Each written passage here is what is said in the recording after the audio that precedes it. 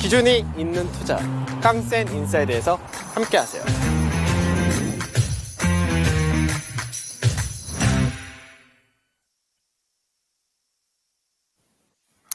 네, 안녕하십니까. 깡센 인사이드 강지훈입니다. 제가 시장을 보도하죠. 현재는 국내 증시가 0.3% 전후로 거래소나 코스닥, 양시장 모두 소폭의 하락을 보인다듭니다.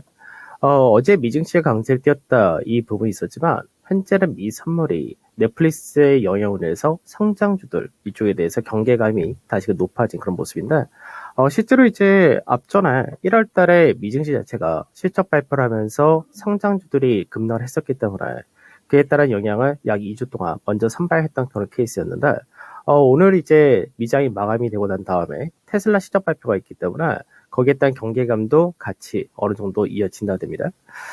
다만 이제 거래 대금이 오늘 어제보다 좀 더 작은 그런 모습을 좀 보여주고 있고요. 외국인들이 현재는 현물 쪽에서 매도를 한다 하더라도 매도 규모가 그렇게 크지는 않습니다. 그 다음에 이제 선물 쪽에서 보게 되면은 이제 선물에서는 외국인들이 오늘 선물 매도를 또 나타낸다 이렇게 되지만 현재 미결의 증가가 나온다는 얘기죠. 그러니까 최근 들어서 이제 어제 빼고는 계속해서 외국인들이 매수를 하건 매도를 하던 이제 미결이 증가된다는 얘기인데 계속해서 사는 쪽과 파는 쪽이 충돌에 이어지고 있다는 얘기입니다. 그래서 어느 쪽에서 무게를 실어주느냐에 따라서 쇼커버링도 강하게 나올 수 있고 반대로 손절성 물량도 나올 수 있는 양쪽의 포지션이 좀 더 확대될 수 있다 정도 보실 수가 있겠죠. 그 다음에 원달러 환율이 이제 달러 인덱스가 100일선까지 근접을 했다. 이 부분이 장중에 이제 1240원 여기 환율도 마찬가지였습니다. 그 라인대를 이제 왔다 갔다 하다가 지금은 소폭 내려왔다 정도 이렇게 되는 건데 환율적인 부분에서가 이제 올라간다가 되니까 아무래도 이제 경계가 높을 수밖에 없는데 외국인들의 매도란 부분 그 다음에 삼성전자와 하이닉스 같은 반도체가 국내 시가총에서 차지하는 비중이 이제는 한 4분의 1 정도 수준으로 떨어져 있는 상태이기 때문에 영향은 이제 그렇게 크지는 않다고 보셔도 될 것 같습니다. 그 다음에 이제 현재 미선물 하락하는 건 뭐 동일하고요. 그 다음에 중국 증시도 제가 아침에는 하락을 좀 더 나타내다가 지금 조금 축소된다 정도 이렇게 되고 거래 대금이 현재 없다는데 이제 미증시도 마찬가지고 국내 증시도 마찬가지고 시장에서 실적에 대한 이 기대치와 그리고 실적에 대한 우려감 이게 같이 나타나는 실적이 가장 중요한 어닝 시즌이다 이렇게 되겠죠. 그래서 현재는 시장에서 거래대금도 작기 때문에 차별화가 이어진다가 되는데 오늘 같은 경우는 이제 음식료 업종이 굉장히 강하죠. 그래서 음식료 쪽에서가 상승이 두드러진다가 되는 거고 그 다음에 국채금리 상승이라는 부분 그리고 또 이번 주 금요일이 되면은 은행주들이 실적 발표했습니다. 그래서 은행과 보험 그리고 자동차 같은 경우가 이번 주 금요일 날 현대모비스 이쪽에서 실적 발표를 시작을 함으로써 이제 다음 주에 본격적으로 완성차도 실적 발표를 한다 되는데 자동차 같은 경우는 이제 실적이 양호하다 이런 전망과 이 부분부터 좋아진다는 부분이 있기 때문에 계속해서 강세가 이어진다 됩니다. 그 다음에 이제 코스닥에서는 이제 코스닥도 있고 거래소도 있고 기판 관련주들 이쪽이 역시 실적에 대한 기대치가 높다 되면서 여전히 강세를 띄운다 되겠죠. 반면에 이제 하락을 한다라는 쪽을 보게 되면은 이제 방산 쪽에서가 하락을 하고 건설, 조선 어떻게 보면 산업재 쪽에서 전체적으로 하락을 한다가 되는데 이쪽 같은 경우는 약간 차익 실현의 성격도 있고 실적에 대한 우려를 선발하고 있다 이렇게도 볼 수 있습니다. 그래서 시장 자체가 전체적으로 볼 때는 이제 실적에 대해서 기대가 되는 쪽 그리고 업황 개선이 전망이 되는 쪽 이쪽이 계속해서 집중적으로 수급이 거의 다 쏠려가는 모습을 보여준다 정도 이렇게 보시면 되겠습니다. 지수 한번 보도록 하죠. 수급을 먼저 한번 볼까요? 수급을 보게 되면 지금 현재 시장에서 외국인들이 거래소에서 830억 정도 매도를 하고 있고 코스닥이 1200억 정도의 매도가 나온다 됩니다.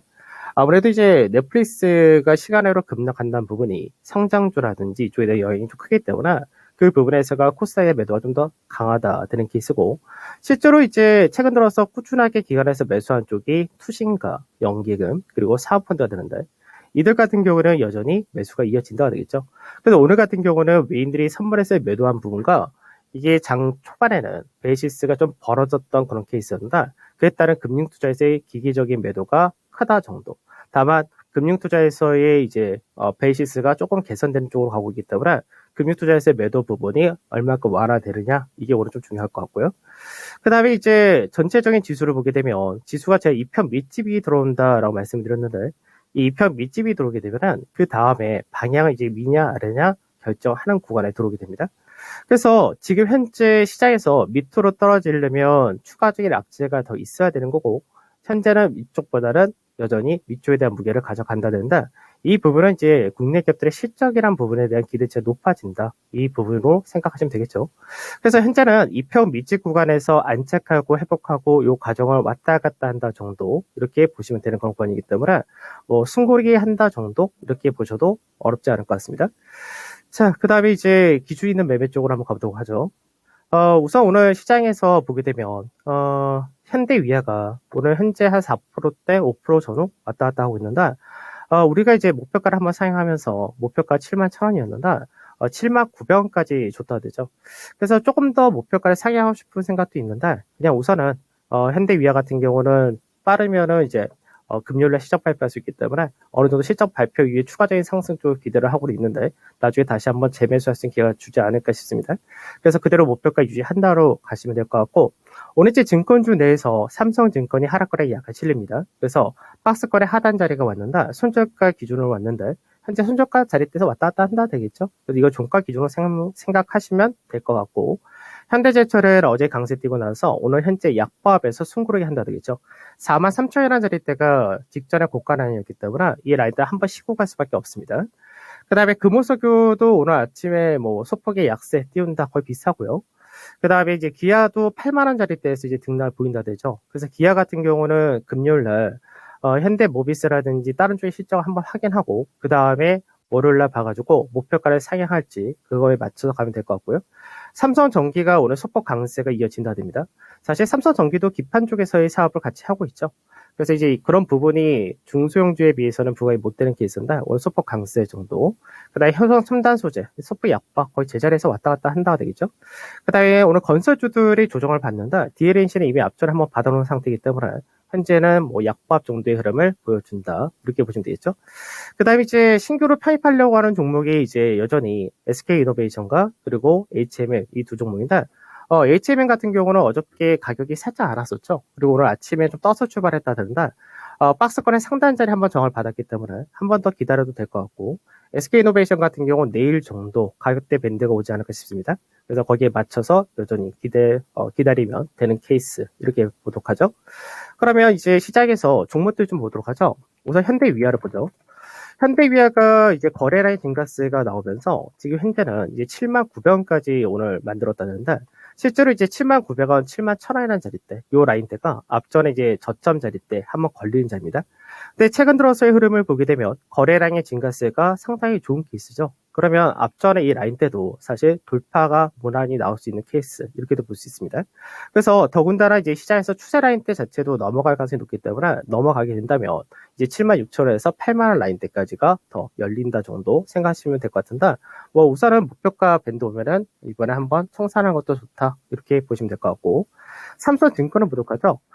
다른 증권주들은 사실 오늘 보합권 전후입니다. 다만 이제 삼성증권 같은 경우가 시장에서 오늘 박스권 하단 자리 때 여기 왔다 그러는데 현재는 뭐 거래가 그게 크다라고는 할 수 없겠지만 이 하단 자리에서 추가로 더 떨어진다가 될 경우는 지수가 한번 더 떨어진다 쪽으로 그렇게 보시면 되는데 실제로 지수가 지금은 하단 쪽보다 저는 위쪽에 무게를 잡고 있기 때문에 그대로 종가 기준으로 잡고 가시면 될 것 같습니다.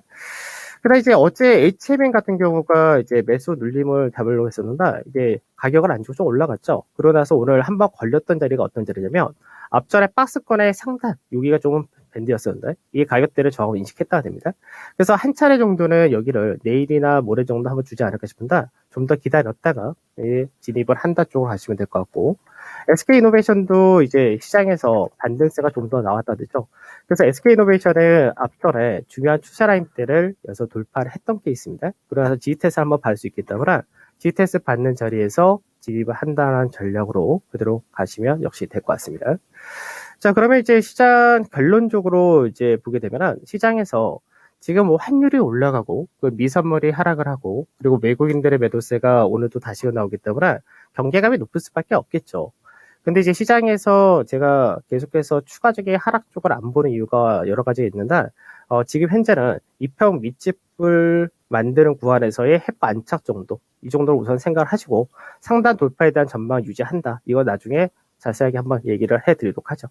그래서 시장 자체에서는 차별화가 이어진다는 부분 거의 동일합니다. 다만 수급적인 부분은 점점 앞전보다 좋아지면 좋아질 가능성이 높다 이렇게 보고 있기 때문에 그대로 전망 유지한 상태로 가도록 하겠습니다. 자, 오늘 저 여기서 마무리하도록 하겠습니다. 감사합니다. 네, 이평선이 밀집되어 있는 부분을 잘 지지하고 있고 이게 안착이 잘 되면 앞으로 상승으로 올라갈 수 있는 여력에 대해서 보고 있는 시황이었습니다. 깡센의 인사이드 알아봤는데요. 반도체주 삼성전자 중요하게 그동안 봐주셨는데 어제 저점 매수가 들어왔다면 오늘은 다시 하락입니다. 하지만 그 저점 깨지 않고 66,700원 선에서 조정을 받아가고 있습니다. 서서히 움직이는 시장 속에서 계속해서 실적 주는 시장에서 지금 철강주, IT 쪽에 대한 기대감이 계속되고 있는데요. 금강, 철강 같은 중소형주까지 움직이면서 포스코 홀딩스의 깜짝 실적 이후에 철강주의 움직임도 양호합니다. 지금까지 투자 판단에 도움드릴 수 있는 내용들 알아봤고요. 다만 주가의 상승과 하락을 보장하지 않는다는 점 유의하시면서 투자해 나가시기 바라겠습니다. 오전장은 여기까지고요. 저는 오후장에 뵙겠습니다. 고맙습니다.